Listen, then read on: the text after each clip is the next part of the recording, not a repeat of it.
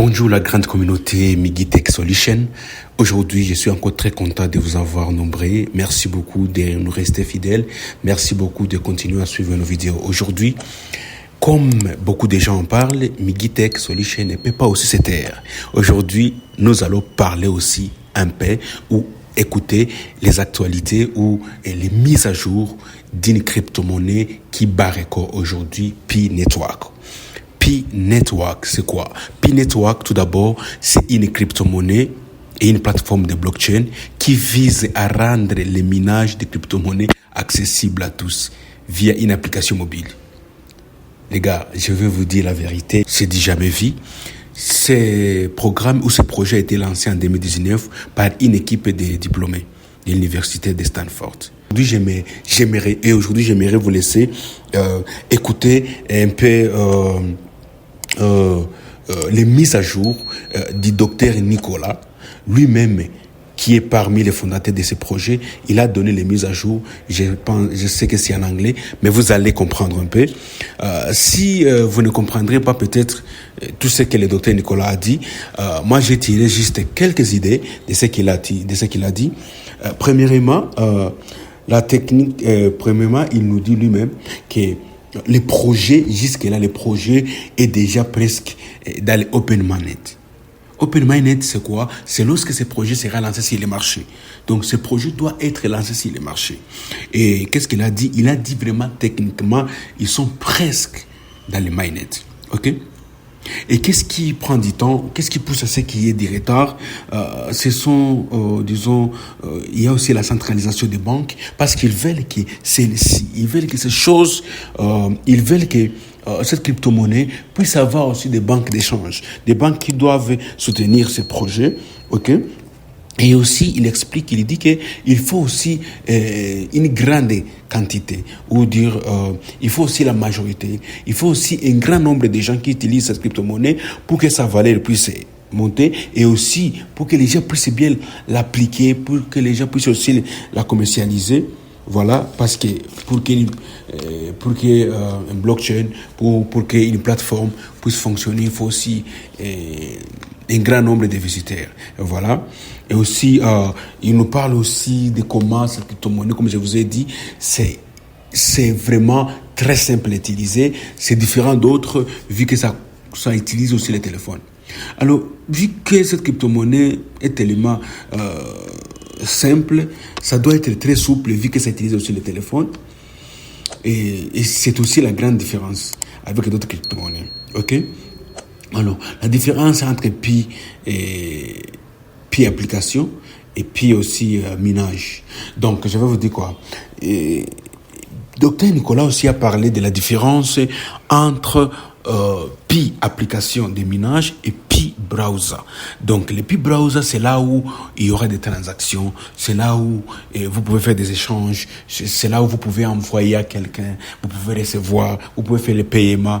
Donc ça, c'est le Pi browser. Mais il y a aussi les Pi application. Ça veut dire qu'il y a la différence entre les Pi que vous avez dans votre Pi application et il y a aussi l'autre quantité de Pi que vous avez dans le Pi browser.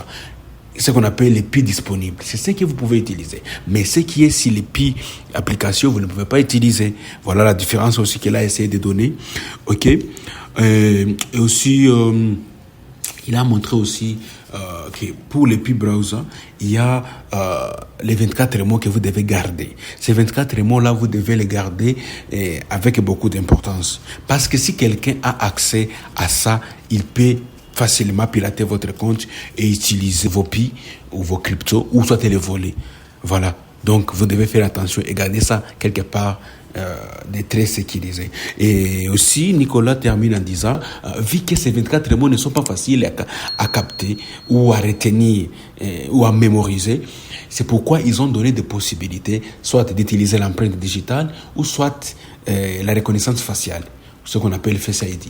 Donc, si vous avez un téléphone qui a ces possibilités-là, soit l'empreinte digitale ou la reconnaissance faciale, Face ID, ça aussi, c'est passable, c'est en train de fonctionner pour que vous ne puissiez pas à chaque fois utiliser les 24 mots. Mais ces 24 mots sont importants, il faut les garder, il faut bien les sécuriser.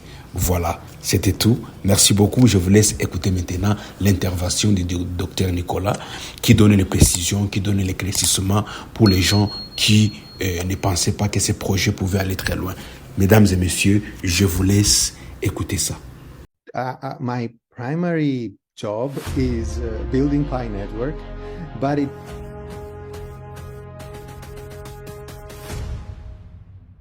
I was actually involved in the space before even the invention of Bitcoin, and that was actually due to my research interests at the university. At Stanford is also where I got to meet my other founder of Pi, Chen Yaofan, where she also did her PhD there as well. And it's our academic career and personal interests that is what truly led to create the Pi network, which we founded at the end of 2018. There is a lot of noises, and also there is a lot of projects maybe that are in for the wrong reasons, maybe trying to have some quick effects, long-term value. So it's usually the case that long-term valuable projects are usually started or basically persevered during low times. Anything that gets very quick results can also very quickly decay. So that in the previous months or the beginning of this period. Well, technically we are already on mainnet, so we launched it officially back in December of 2021. But Pi has done one other thing that is non-consensus. Is we created the concept of enclosed mainnet and the Pi blockchain with any other blockchain or external systems. And during this period, it gives us time to do a few things. Continue building utility for the platform, to have more developers test being able to do all that without any external noises or it's an example, like, for example, the KYC solution we created was one of the to everyone who is helping with their KYC. So there is both AI algorithms as with every KYC solution, but when the AI algorithms need help from humans, then these humans are coming from the same network, so it's self-bootstrapping itself, and that's happening even during the enclosed period. Yeah, so we are technically, the answer is that we are technically on mainnet already. It's called enclosed mainnet, and at some point we are going to move to the open network.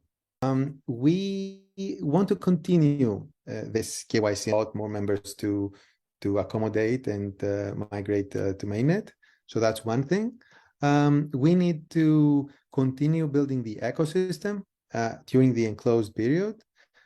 Infrastructure needed and enabling utilities to be built by the community itself. In order for you to have a useful, you can't think 2009. So Bitcoin was great because it proved to the world that it is possible to have a decentralized ledger that is maintaining an accurate, essentially accurately maintains the balances of different people. Because before that, you would need a centralized bank to tell you what your true balance is. And with Bitcoin, we do something called KYC. So KYC is Know Your Customer, stands for Know Your Customer, and it was initially used in traditional businesses. So in this case, in a blockchain, the word customer doesn't make a lot of sense, but I guess we're going with it. Have a more valuable ecosystem. So accessibility is very important. Any successful currency that wants to support a real ecosystem with utilities relies on a large social network, because in order for you to have true utility, you need to have many people recognize the cryptocurrency, and are able to own it, and they are willing to transact goods and services with that currency. So the size of a crypto network essentially needs to hit an inflection point for real utilities and markets to form. And that's that after this inflection point, we will be able to have network effects. It takes 10 minutes. Okay. But today, if you want to have a cryptocurrency that is functional and useful to everyday people, it needs to be on mobile, and it needs to be more faster and more accessible about the user. So Pi has two levels. So first of all, for the past few years, people have been mining it through a mobile app. So on that mobile app, they have been accumulating Pi as, let's say, these are not these are the tokens that are going to be people into the MAINET blockchain. So for these two systems, there is essentially two different ways of authenticating yourself. So for the mobile app system, you sign in and a few other ways to authenticate yourself. Now for the actual blockchain, which is what happens after you KYC and your balance is migrated from the app into the blockchain. For the actual blockchain, we use the